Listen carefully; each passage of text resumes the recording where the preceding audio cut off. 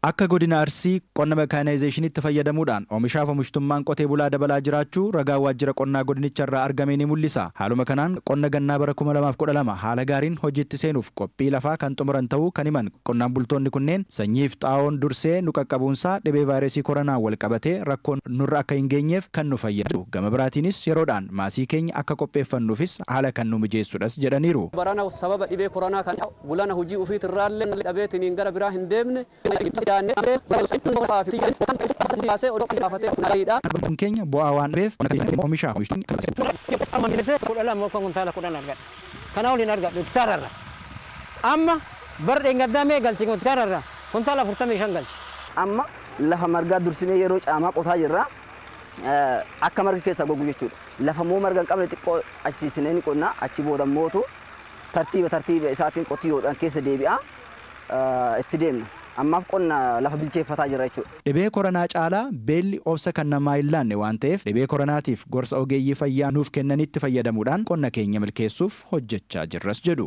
Boru dhibee koronaa kana olitti dhibeen gadaddoo qooqaa kun uummata keenya kana argachuu waan danda'uuf kana cimnee itti hojjechuun qonna keenya gizeedhaan haala barbaachisuun kan nishii eeggatu nishii eenyuutiin qotuu nurraa eeggama. Koronaa hamma jedhamu san ol tuttuqarraa fagaadhaa erga jedhame haala doktorri hin jedhu san irraa fagaannee misooma keenya itti fufuudha.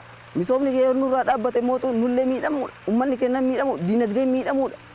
Kan kana caalu kan koronaa caalu mootu beela waan ta'eef. Ogeeyyiin qonnaas gorsaaf deeggarsa hojii qonnaatiin cinatti dhibee ittisa vaayirasii koronaatiif qonnaan bultoota deeggaraa jiru. Aadde Yoonisheet Kaasaayee ogeettii misooma qonnaa ganda Odaa Dhawaataati. Xaa'oon baran adda ta'een yeroodhaan nu seenee sanyii filatamaatis akkasumatti nu seenee jira. Kanaafuu qonnaan bulaa keenya immoo bira dhaabannee kan duraanii caalaa sirriitti akka hojii kanaaf itti cimu fayyummaa isaallee eegee akka itti cimu godhaa jira. Bara 2012 kanatti qophii qonna gannaatiif lafti hektaara 583 kan qophaa'e yommuu ta'u qonnaan bulaan oomisha gaarii akka argachuu danda'uuf hojiin qonna mekaanaayzeeshinii itti fayyadamu cimee kan itti fufaa jiru ta'uu itti gaafatamaan waajjira qonnaa godinichaa obbo Abbaabbuu Waaqoo himan. Hojii kilaasteraa gaafa jennu jalqaba maasii wal fakkaatu yeroo wal fakkaatu keessatti teekinooloojii wal fakkaatiin qotuudha waan ta'eef rooliin maashinarii as keessatti qabu guddaadha jechuun waan danda'amuuf lafa kilaasteraan qopheessine hunda akkasuma gurmaa'insa qotee bulaa kilaastera qopheessine saniin maashinarii akka itti fayyadamuuf hojjetamaa jira jechaadha. Rakkoo sababa dhibee koronaatiin dhufu hir'isuufis akka godinichaatti karoorri oomisha maasaa fooyya'eeras jedhu. Lafti fakkeenyaaf qonna gannaatiif duraan hektaara 583 qonna gannaatiif oomishu kana ala hektaara 24 qopheessineera.